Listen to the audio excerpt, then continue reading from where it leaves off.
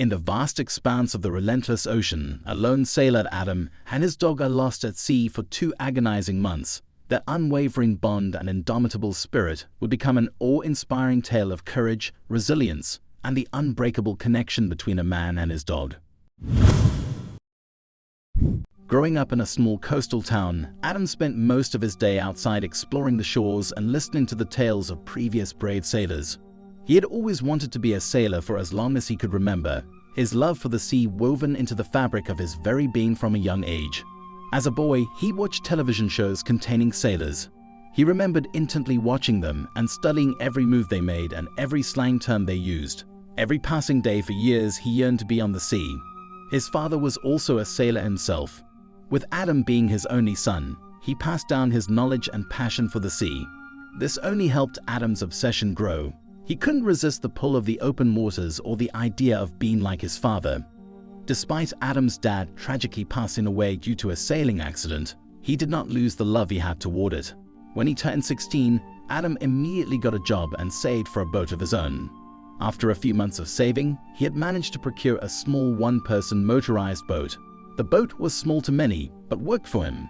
He would constantly take it out and explore nearby coves. By the time he was in his 40s, he was a very experienced sailor with several lengthy expeditions under his belt. He also had managed to snag a trimaran boat, which he trained his Australian cattle dog Sadie to accompany him on. It was a sunny day in July, and it was as beautiful as ever. Adam had been planning an epic voyage for a month now. He and Sadie were going to sail from Miami, Florida to Puerto Rico. He had been gathering all of the necessities since he started planning it. He was ready. Adam stood on the shore admiring his trimaran, which he had named the Aja Spirit, anchored just offshore. The Aja Spirit was a sleek, 3-hulled vessel with a small living quarters. She really is a beauty. I still can't believe you're doing this. Adam's best friend since childhood, Ramos, exclaimed, "You've always dreamt of doing something like this. Kudos to you for making it happen. If I didn't have a baby on the way, I'd come with you." He pat Adam on the shoulder. Adam beamed. He'd been working and waiting his whole life for this moment, and it was nice to hear some recognition, especially from someone who knew about boats and the sea. After Ramos left, Adam waded into the calm waters, his sturdy sea boots navigating the shallow waves. Sadie followed closely behind, a pause leaving imprints in the damp sand as they approached the Aja Spirit's boarding platform. He began inspecting the sails with practiced hands, then tightened the rigging to ensure efficiency. Next, he checked the hulls, examining every joint and connection. The last thing he needed was a disaster. Adam had fashioned a comfortable spot for Sadie, complete with a soft velvet cushion and a water bowl, to ensure her comfort throughout the expedition. With the sun glistening in the sky, Adam cast off the lines that tethered the Aja Spirit to the shore and raised the sails. Guided by the wind, the Aja Spirit gracefully glided forward. They were off. The soft sound of the waves clinking against the bottom of the Aja Spirit filled Adam's heart with joy. He glanced down at Sadie, who met his gaze with brown, hopeful eyes. "I can't wait to reach Puerto Rico," he said to her, planting a kiss on her snout. Before long, the sun was beginning to dip behind quick-forming dark clouds gathering on the horizon. Sadie stood up and let out a soft whine. Adam noticed it too, a sudden shift in the wind. They both could sense that a storm was beginning to brew.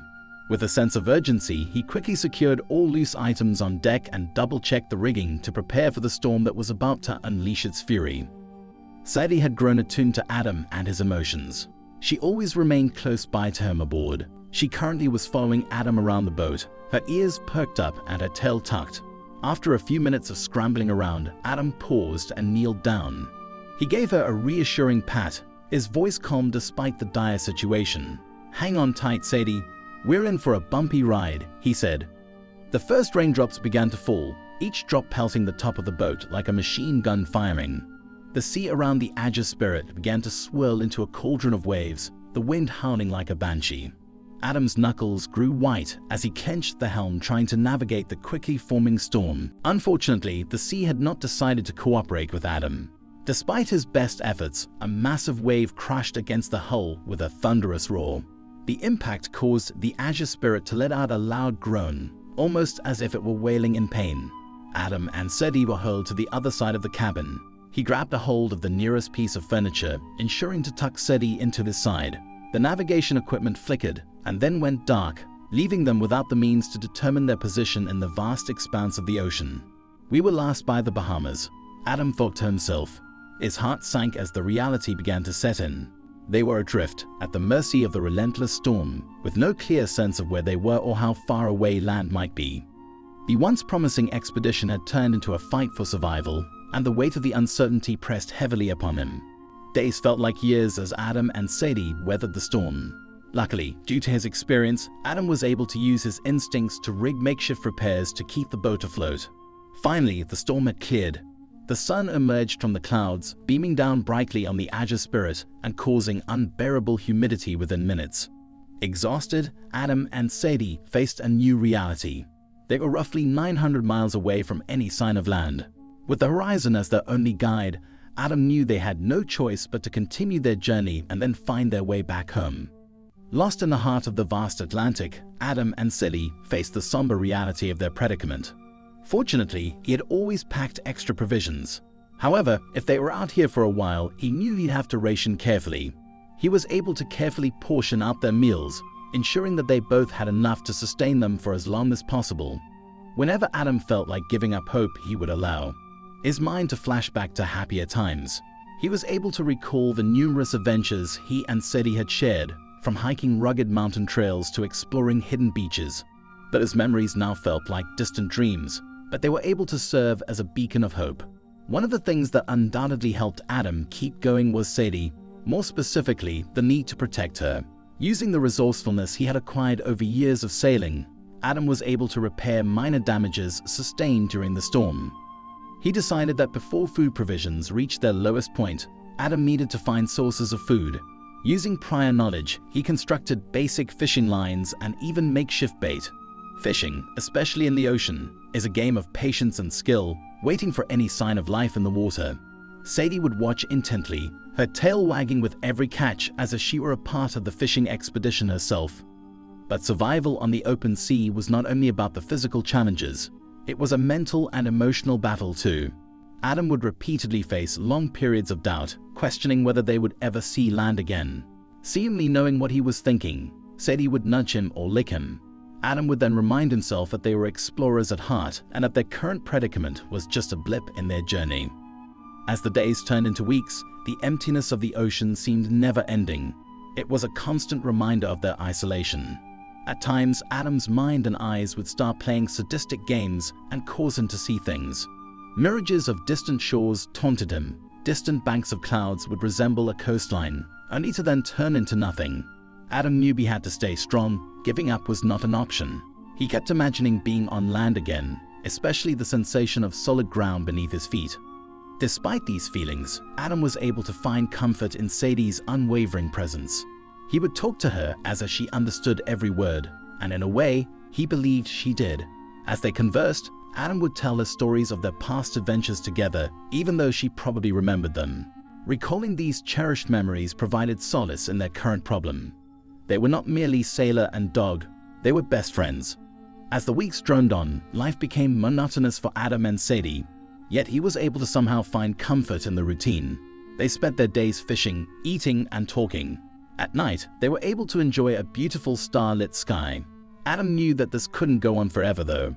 Weeks had quickly turned into months, and it was now taking an extreme toll on both Adam and Sadie. Each day had blended into the next, their world confined to the endless expanse of the ocean.